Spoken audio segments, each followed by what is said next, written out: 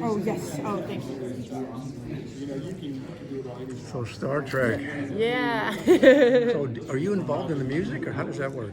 No, I mean, I met Jana and Rhapsody PR through Jeff Russo, who Right. is composed Discovery, which I was on. And yeah, then she very, kindly asked me to moderate one of their Zoom panels over the past, during this time. And I had such a great time. And then she very kindly asked me to do this one. And I said, of course. I really do love looking at behind the scenes and supporting that. So I'm always grateful to do something like this. How did you get involved in Star Trek? Was it a casting thing, or how? Yeah, I mean, it came out of.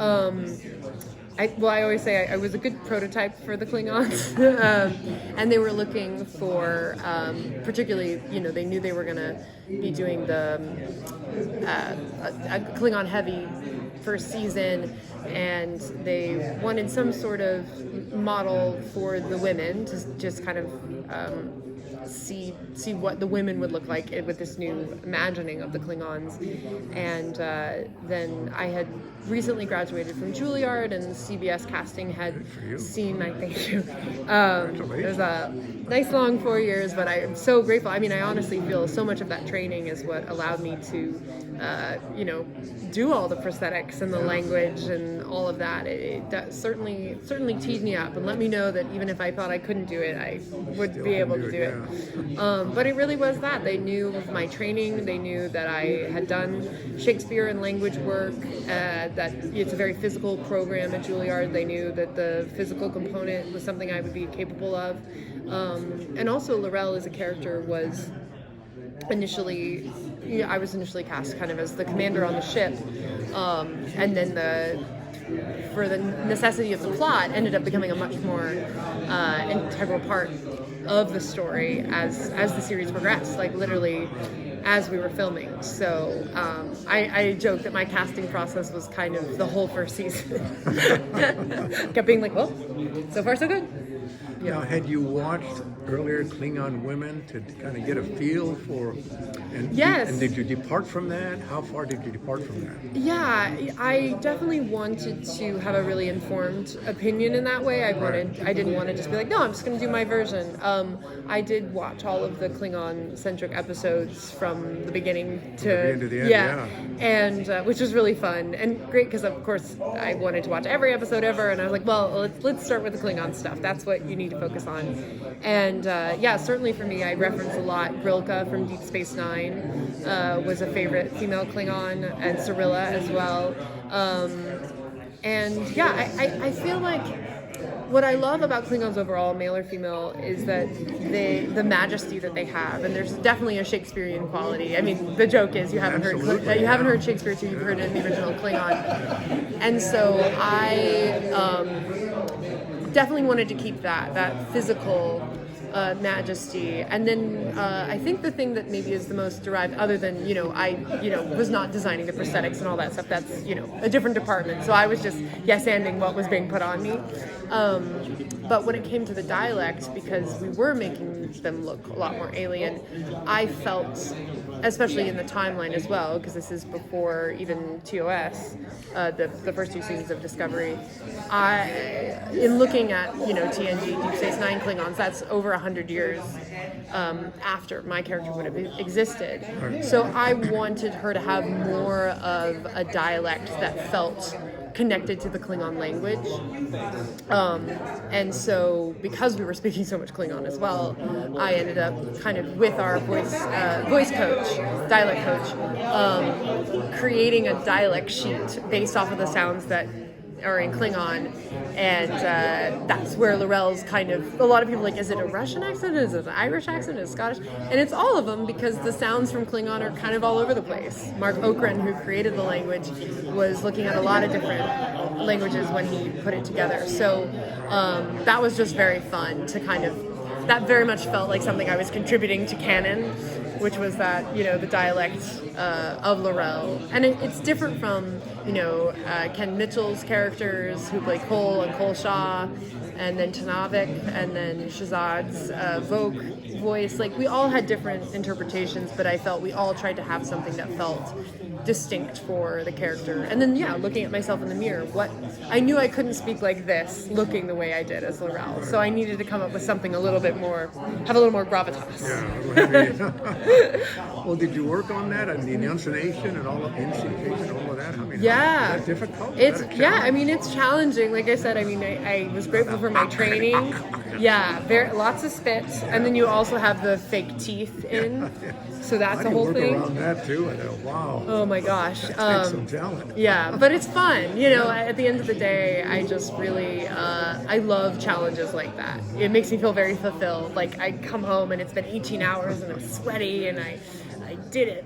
So the first time you spoke, was it a challenge? Like, did I do that right, or were there a lot of multiple takes? Yeah, well, we luckily had some time before we started filming working with the dialect coach.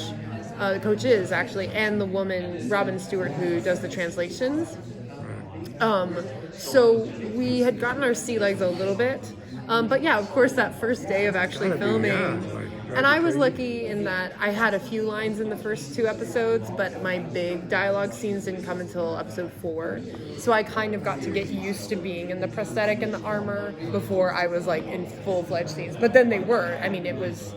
We had in that 4th episode a bunch of substantial scenes where it was all Klingon, and luckily also I was able to rehearse a lot outside because my fellow actors also wanted to do well. So Shahzad and Ken, we would just take the time when we were in Toronto to work on it in English and then back in Klingon, just so we understood what was happening in the scene, so that on the day when there's all those other factors, you pull it out. It just comes out of you, right? Yeah, it just happens. Yeah. What about the prosthetics now? You got to talk about that a little bit. How long does it take to put all that stuff on? For the Klingons, it was about 3 hours, 2.5, 3 hours, which is a lot, but also not as much as some other prosthetics, like Doug Jones has spoken to. Some of his stuff that he's done in other, Guillermo del Toro stuff is like 14 hours or something like that. So I definitely felt like I was getting a good deal. Good deal, yeah. And partly because with TV, they have to have shorter hours. For the turnaround and stuff, they just can't spend that much time applying. So they use 3D printing technology and a lot of pre-painted things. And airbrush sort of stuff to finish it off. So it's just amazing. James McKinnon was the department head when I was a part of it. He's now department head for Picard.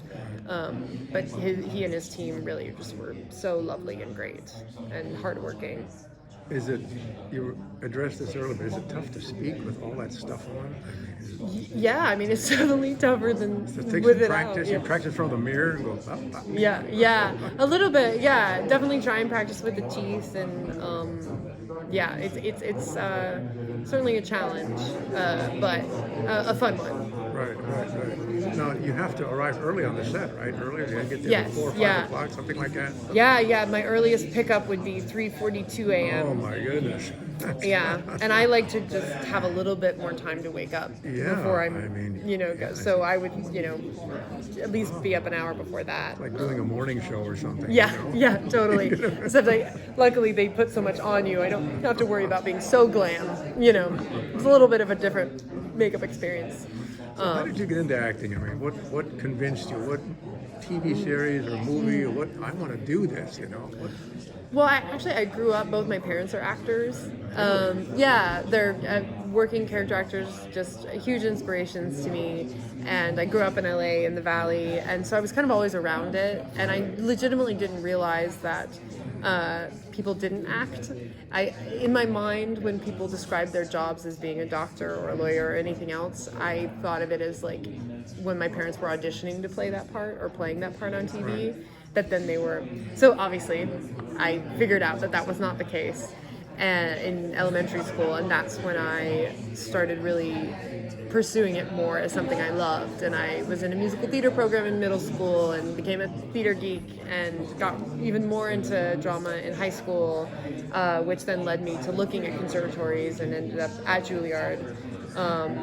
So it really has been this like evolution. But yeah, I mean, I would say outside of just realizing that it was a profession I could have, Wicked was a huge one for me because Elphaba as a character, really, I felt like I could be that character, which was huge because I didn't see as many angular featured kind of big energy women. There are obviously many, Ripley from Alien being one of many, but she was definitely one of those moments where I went, oh, so good.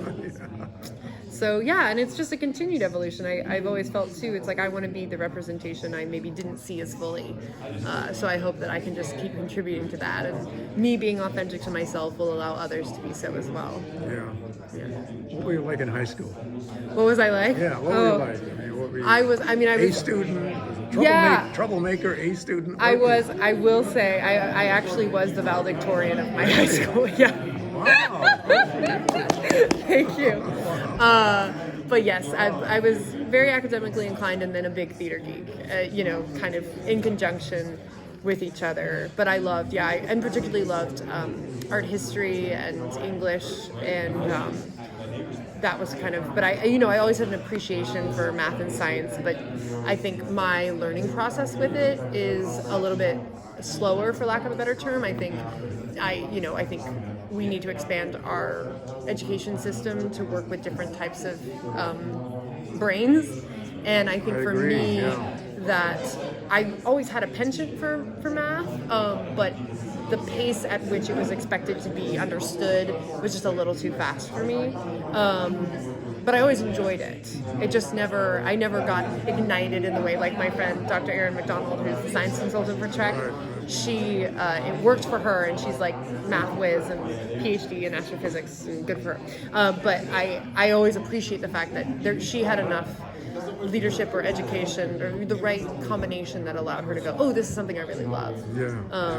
But yeah, that's kind of. You found your calling early then. Yeah, and I think it keeps expanding. What's great is I really have gotten more into producing now, in like producing my own work that I get to act in. Like, what are you producing now? I'm actually producing a short film that my girlfriend has written that features the two of us, that Erin is actually producing with me. And we're in pre-production. We are doing our primary filming in mid-April. And I'm excited to do a short because it's still kind of as much work as a feature, but then the end product is shorter and the filming is shorter. So we'll really, once we have everything captured, we'll be putting everything together. And, I just really love bringing groups of people together that I think are great and creative and talented. And that's definitely been the case with this project. That I've just really... Short, you said? Yeah, short film. Are you going to enter it into a competition? Yeah, that's the hope. We're sticking to a timeline that will hopefully allow us to do some June and summer submissions. Certain festivals have a June, July deadline. Yeah. So we're starting with those, and then, based off of that, we'll just keep submitting and finding venues to show it. It's called Every Morning. It is a queer sci-fi, and I won't say too much because that's part of the fun of it. But it is, I'm trying to think the best way to say it.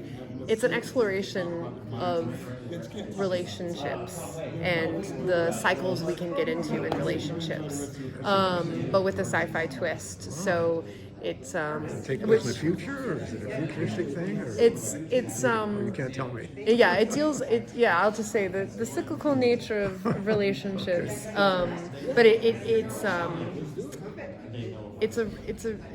to me a very thoughtful, emotional piece about the way we do or do not listen to each other, and the ways in which we can heal each other, and the way we may expect others to heal us, and when that healing needs to happen within ourselves before we can look outward, and communication, and how communication is essential to relationships. And it's fun for me and Maddie because we're playing characters that are close to ourselves, but kind of like if we didn't have a healthy relationship, or if we hadn't, worked things out in therapy or whatever. So I think it's the way I think great genre and great sci-fi and fantasy does is it shines a very light on larger themes that need to be explored.